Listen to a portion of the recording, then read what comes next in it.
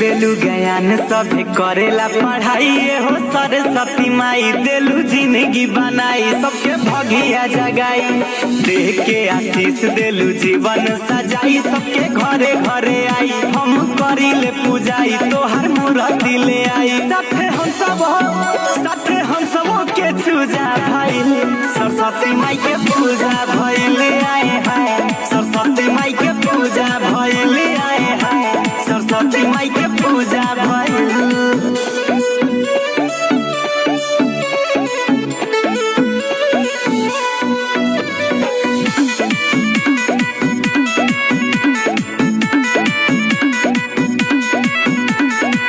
एही में मन मोरा लागल बाटे लागल बाटे लागल बाटे भक्ति में मन मोरा जागल बाटे जागल बाटे जागल बाटे हंस सवारी मैया आवतारी आवतारी आवतारी बिना के तान झनक कावतारी कावतारी कावतारी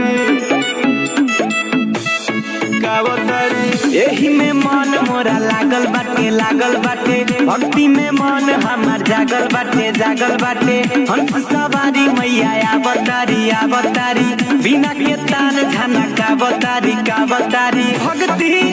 दिल भक्ति में जुड़ा गइल सरस्वती माई के पूजा भइल आए हाय सरस्वती माई के पूजा भइल आए हाय सरस्वती माई के पूजा भइल।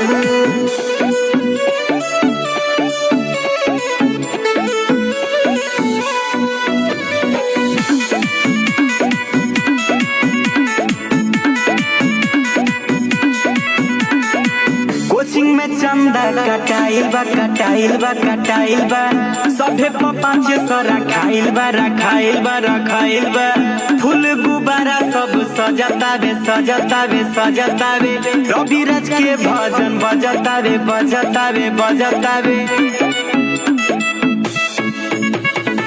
कोचिंग में चंदा कटाइल बा सभे पाँच सौ रखाइल बा फूल गुब्बारा सब सजतावे रविराज के गाना बजतावे डीजे अहुजा भइल सरस्वती माई के पूजा भइल आए हाय सरस्वती माई के पूजा भइल आए हाय सरस्वती माई के पूजा भइल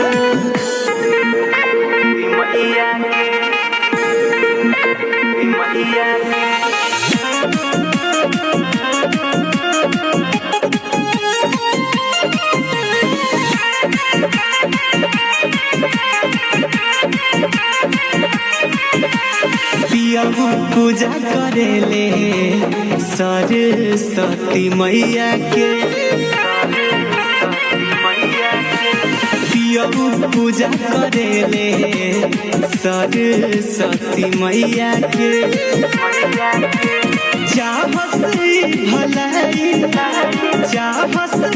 भलाई अरे अपना हो गैया के पियऊ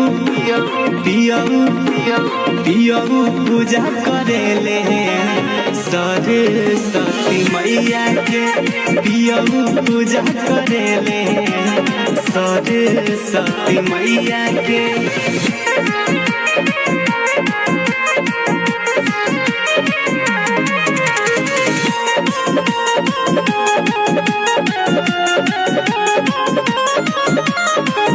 बैठल बड़े शरण में बन के पुजारी माई के बोलवले बड़े अपना दुआरी बैठल बड़े बन के पुजारी हो माई के बोलवले दुआरी हो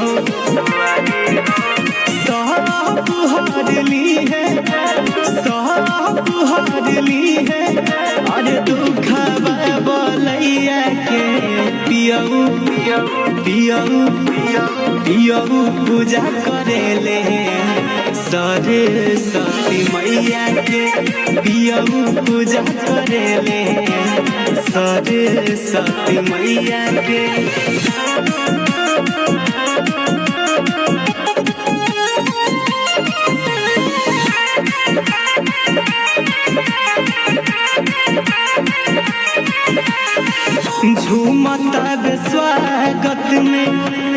देखा सभे आज हो